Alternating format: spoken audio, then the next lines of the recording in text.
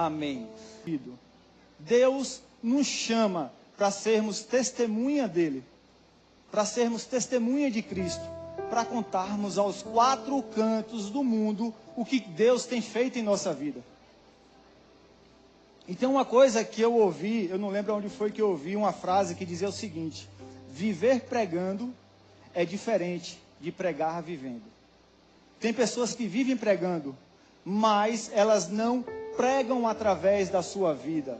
E muitas vezes nós só vamos ter voz quando a nossa vida chamar a atenção das outras pessoas. Porque às vezes a pessoa prega a palavra, mas ela não vive o que prega. E outras vezes a pessoa não está no altar, não está numa liderança, e ela prega a palavra com a vida dela. Ela é referência, ela é espelho. E eu vou mais longe. Muitas vezes, pessoas vão ter você como a primeira Bíblia dela. Pessoas vão ler a Bíblia através de você, através do seu comportamento, através da forma que você age, que você se comporta, que você cuida daquelas pessoas que não podem te oferecer nada em troca. Porque isso diz o caráter de um homem. Você quer observar o caráter de um homem? Observe como ele trata aquelas pessoas que não têm nada para oferecer a ele. E aí você vai sondar o coração dele. Glória a Deus. Lá em 1 Pedro 3,15 diz o seguinte: devemos estar sempre preparados para responder a todo aquele que nos pedir a razão da esperança que nós temos. Em outra tradução vai dizer, para pedir o motivo da esperança que nós temos. E qual é o motivo da esperança que nós temos no nosso coração? Jesus. Nós temos que estar sempre preparados para dizer para aquelas pessoas que chegam para nós e falam assim: você mudou, você está diferente, o que foi que aconteceu? E você olhar para ela e falar: foi Jesus.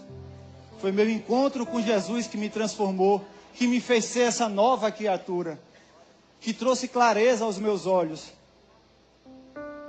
E Deus é maravilhoso, muito maravilhoso. E para a gente poder testemunhar o que Deus faz em nossa vida, nós precisamos de uma primeira coisa, que é ver o poder de Deus agindo em nós, ver o poder de Deus nos transformando. Para que sejamos testemunhas, precisamos do poder de Deus operando em nós. Precisamos que Deus atue em nós. Porque se não fosse assim, qualquer pessoa poderia testemunhar sobre Deus.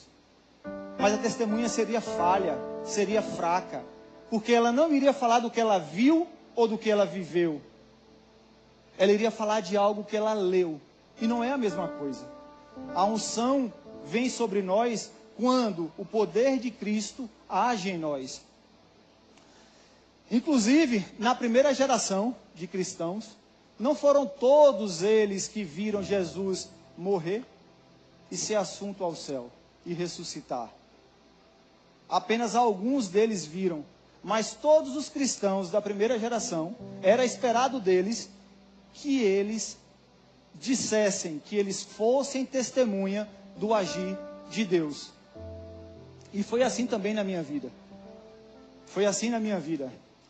Durante muito tempo, eu vaguei tentando entender Deus com a minha psique, com a razão, tentando explicar a Deus. E Deus não se explica. E durante todo esse tempo que eu tentei encontrar Deus na minha vida, que eu tentei buscar a presença dEle, foi um tempo de destruição, foi um tempo de tristeza, porque eu queria entender Deus com minha mente e não com meu coração. Eu buscava a Deus, mas eu queria justificar a existência de Deus.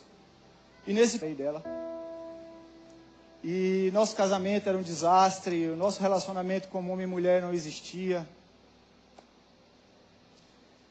E eu saí de casa na última vez que nós nos separamos, aluguei um apartamento, minha esposa ficou na minha casa, com meu filho, na época a gente só tinha Miguel. Aluguei um apartamento, fui morar nesse apartamento, eu estava solteiro, morando sozinho num apartamento, no condomínio com piscina, com quadra.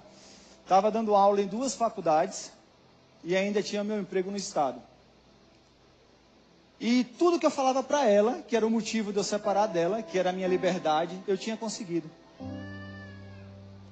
Mas um belo dia eu chego no apartamento que eu morava, entro, sento no pé da cama e uma tristeza enorme invade meu coração. Algo que eu não consigo descrever para vocês. Sabe quando está tudo vazio? Sabe quando nada faz sentido? Você olha e você tem tudo que você queria ter, mas está faltando alguma coisa. Faltava a minha família e faltava Jesus. Nesse dia eu lembro que eu orei como nunca tinha orado na minha vida. Sabe? Eu dizia para Deus: Senhor, o que é que tu quer de mim? Porque eu estou sentindo isso. É da tua vontade que eu volte para minha esposa. Porque se for, me dá um sinal. Mostra para mim que é isso que o Senhor quer. E ele não respondia. E eu chorava que nem criança. Sabe quando você chora que o nariz entope? Que você tenta respirar e não consegue? Eu estava desse jeito. Eu chorei tanto que eu cansei e dormi. E não teve anjo aparecendo com as asas abertas, não teve luz, não teve voz, não teve nada. Mas eu percebi uma coisa depois de alguns dias, que a partir do momento que eu orei, a minha vida mudou. Sabe? Tudo que eu fazia a partir daquele momento, Deus me direcionava para a casa da minha esposa. Se eu tinha que ir na rua resolver uma coisa, Deus me dava um motivo para passar lá. Se eu tinha que buscar meu filho, ela estava na porta. E aquilo acabou aproximando a gente novamente. Aquilo acabou trazendo a gente para perto um do outro. Não foi fácil. Não foi fácil. O processo de reconciliação foi difícil e continua sendo, até porque eu sei que eu vou ter que recompensar minha esposa até o resto da minha vida. Por tudo que eu fiz ela passar, por tudo que eu fiz ela sofrer. Mas eu vi a cura de Deus sobre nossas vidas. Eu vi o cuidado de Deus, a proteção dele sobre nossas vidas. E a partir daquele momento, eu comecei a buscar cada vez mais a palavra de Deus. A partir daquele momento, eu li a palavra todos os dias e faço isso até hoje. A partir daquele momento, eu comecei a assistir pregações de vários pastores, de várias pessoas que eu tinha como referência, que eu tenho como referência. E uma das pessoas que eu mais assistia a pregação era do pastor Luciano Subirá. Por ser referência para o nosso pastor e pelo nosso pastor ser referência para mim. E uma das coisas que mais me chamava a atenção na pregação do pastor Luciano Subirá é que em toda pregação ele contava um milagre. Ele contava algo extraordinário que Deus fazia na vida dele. E eu olhava para as pregações e falava: Senhor, olha eu aqui. E eu continuava buscando a palavra, e eu continuava assistindo as pregações. Até que um dia, em uma das pregações, eu lembro que eu dei pausa na televisão. E aí comecei a orar.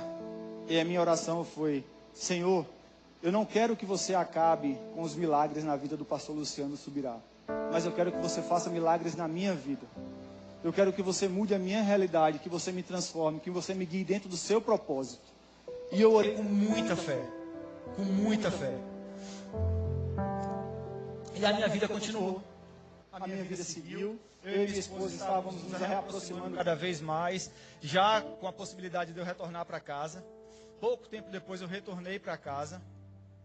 Nós reatamos o nosso relacionamento. Passamos por vários perrengues, mas continuamos juntos. E ela engravidou da nossa filha Esther.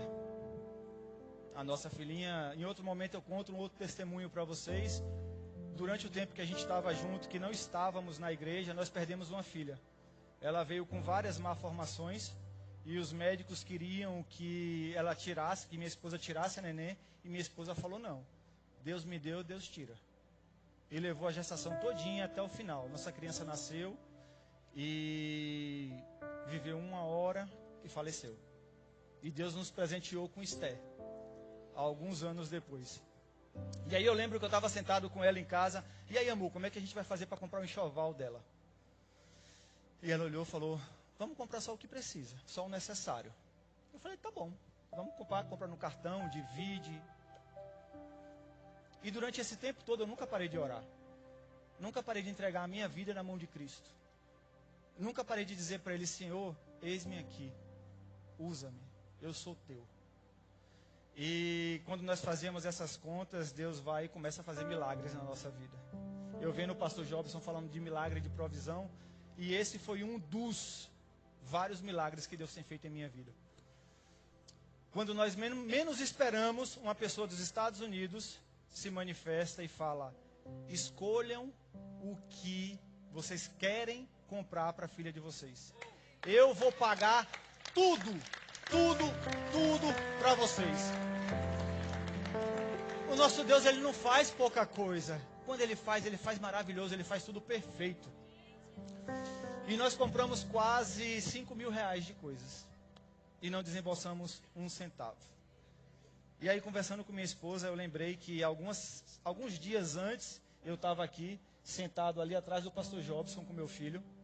Miguel estava do meu lado e estava na palavra da oferta. E eu falei, eu vou ofertar. Quando eu puxei o celular para ofertar, Miguel virou o pescoção para poder olhar para o celular, para ver quanto é que eu ia ofertar. E aí Deus tocou no meu coração. Faça o extraordinário. Eu fui lá, depositei um valor, transferi um valor, que era 2 vezes o valor do meu dízimo.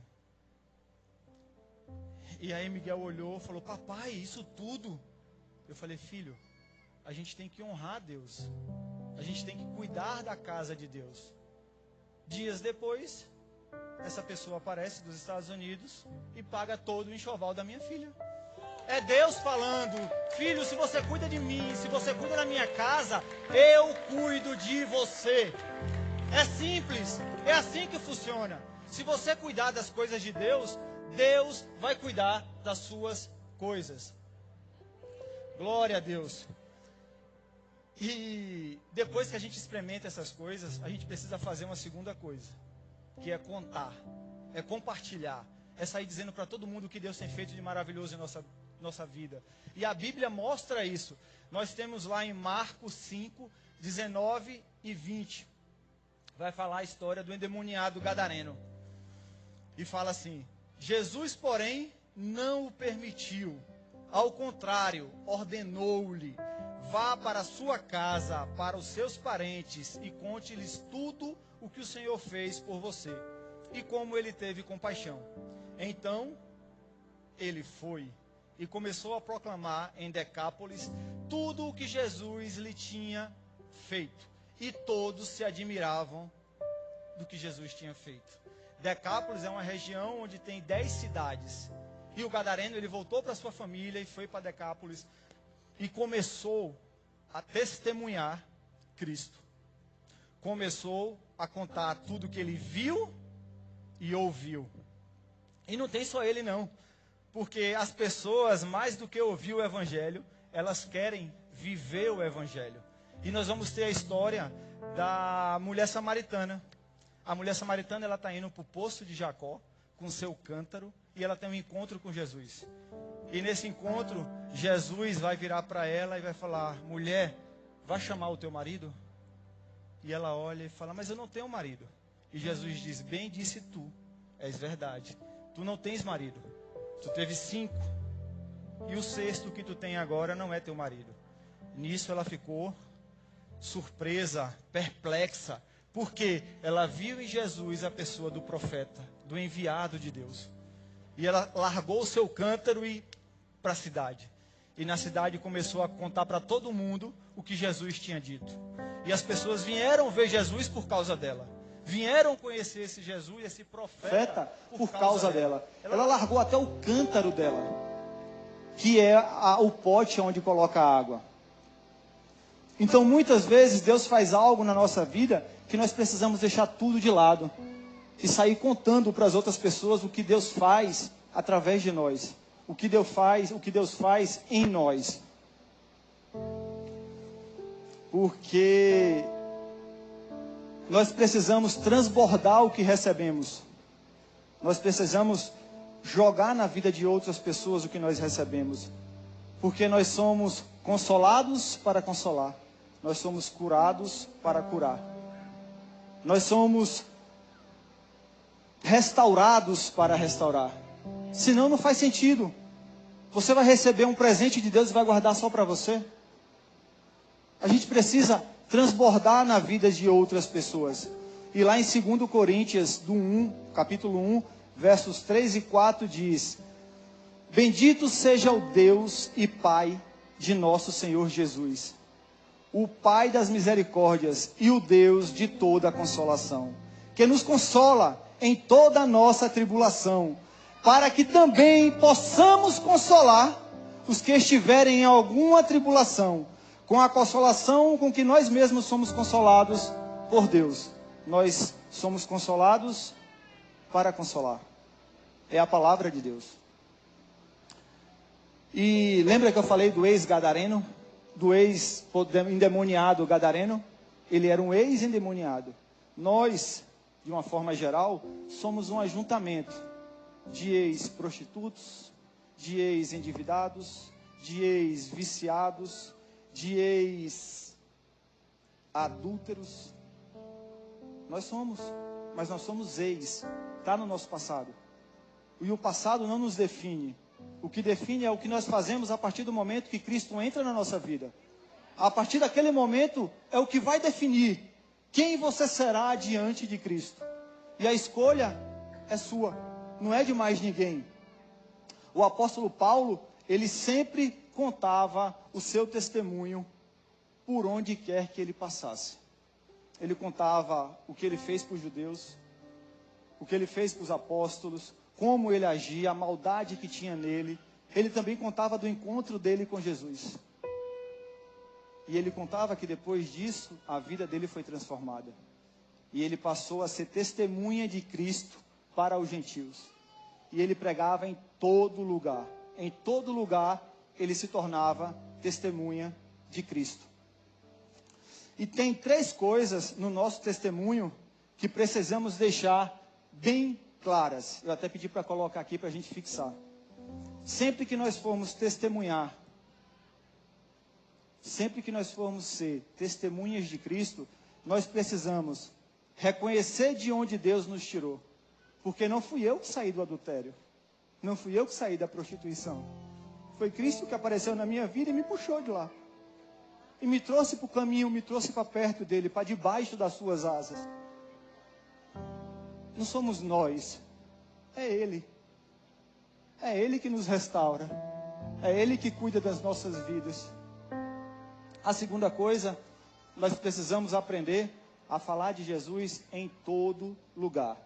Não tenham vergonha de falar de Jesus no seu trabalho, na rua, na fila do supermercado, aonde quer que você esteja. Deus vai lhe proporcionar as oportunidades para você falar de Jesus. E deixa o Espírito Santo te guiar. Deixa o Espírito Santo se manifestar através de você. Lembra do que eu falei, a gente pregar com a nossa vida? É assim que funciona. Nós precisamos nos permitir ser usados pelo Espírito Santo. E Ele quer nos usar, não tenham dúvida disso. E o terceiro ponto é, e para mim é um dos mais importantes, manter Cristo no centro. Não é Neuto, não é pastor Jobson, não é pastor Fabian, é Cristo.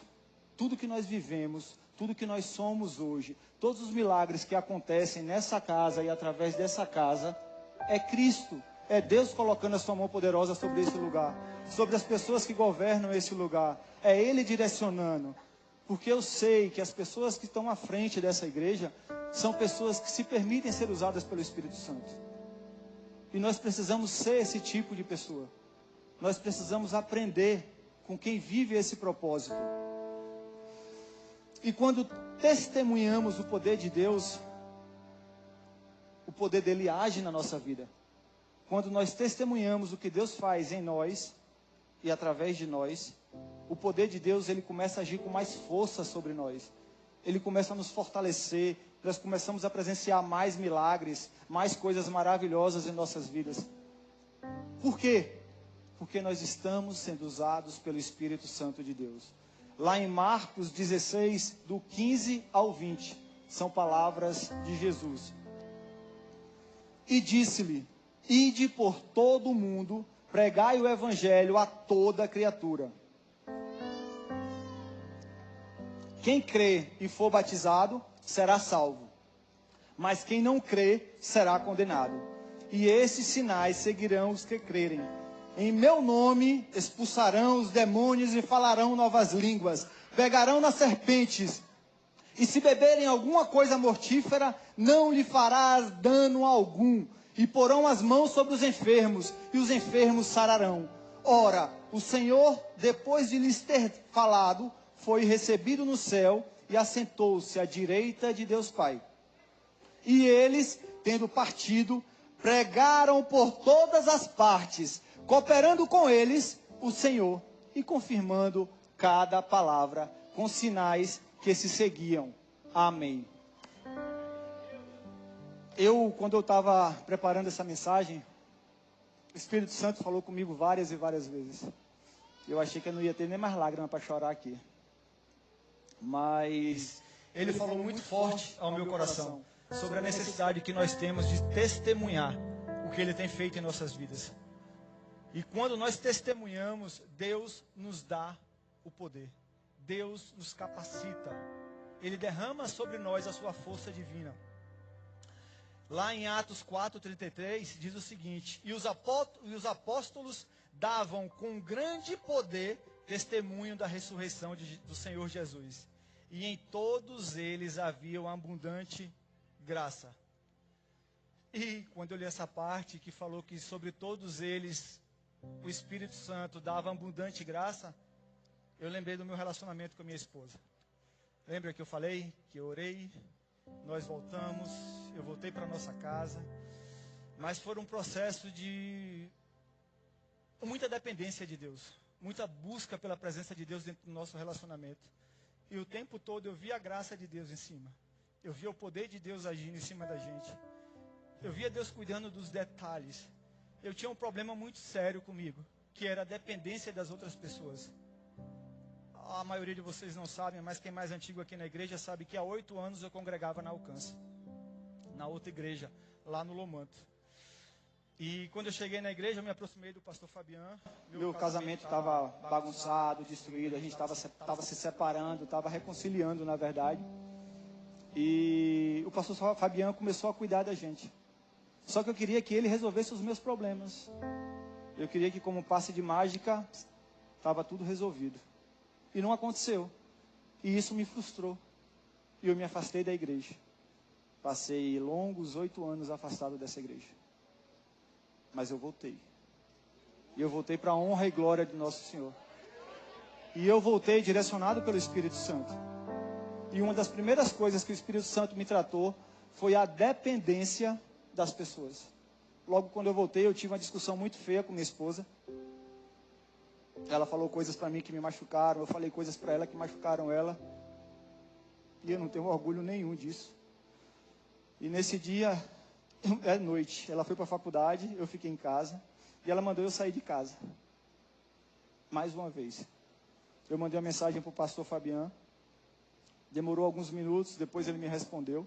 Mas não disse nada com nada. E eu fiquei muito ferido no meu coração. Eu esperava que ele me desse a solução mais uma vez dos meus problemas. E naquele momento eu senti a força do Espírito Santo tocando no meu coração e falando: filho, tu está procurando em pessoas o que só eu tenho para te dar. Naquele momento eu não resisti, eu caí de joelho na minha cama. E mais uma vez eu orei, como da primeira vez. Eu pedi que ele direcionasse a minha vida. Que fosse através dele que meu casamento fosse restaurado. Que a minha vida fosse mudada. Que os meus olhos, o meu coração, a minha mente fosse transformada.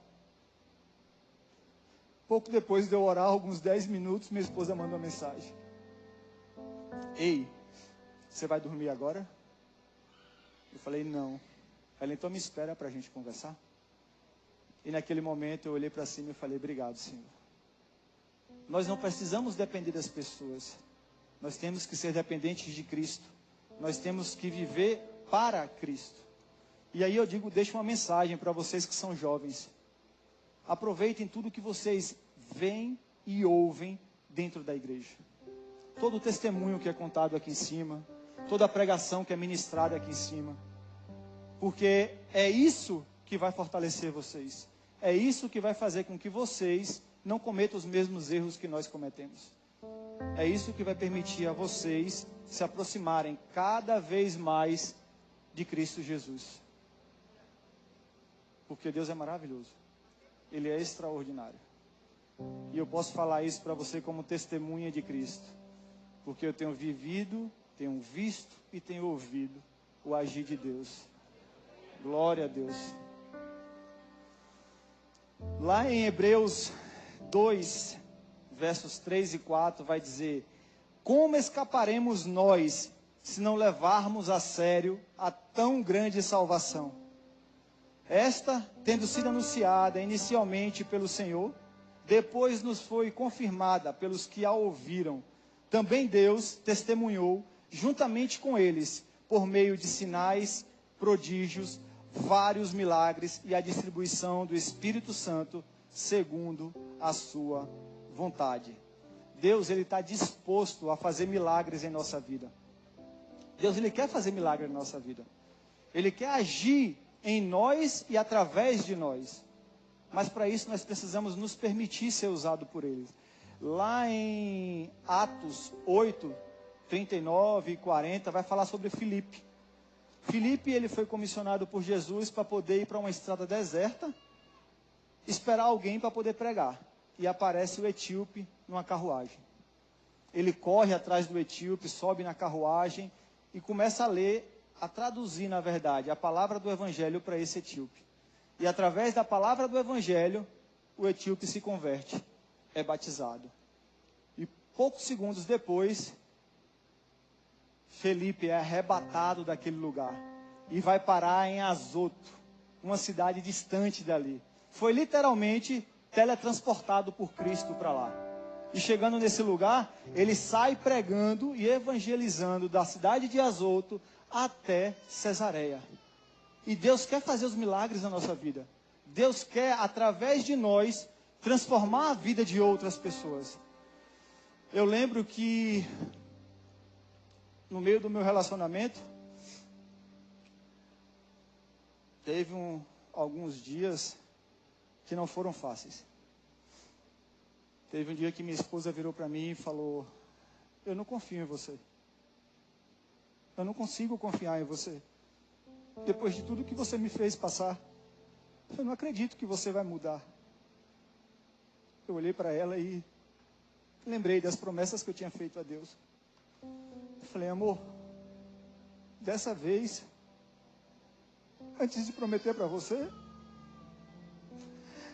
eu prometi para Deus que eu iria ser um homem que eu nunca fui. Que eu iria ser um marido extraordinário. Eu falei para ela que eu disse para Deus que eu queria que a minha filha pudesse olhar para mim um dia e falar assim: papai, eu quero que meu marido seja que nem você. Eu quero que ele seja igual a você. E eu quero botar aquela régua cá em cima, assim. Eu olhei para ela e falei: outra coisa, meu amor. Eu quero que Miguel vire para mim um dia e fale: papai, eu quero ser igual a você. Porque você é um homem de Deus. E não pense em vocês que é fácil. Não pense que é fácil viver a vontade de Deus. Não é. É muito difícil. É muito difícil. A gente precisa abrir mão do passado. A gente precisa abrir mão de velhas manias, de vícios, de pessoas. Mas Deus, quando Ele faz alguma coisa, Ele quer fazer completo. Ele não quer fazer os pedaços.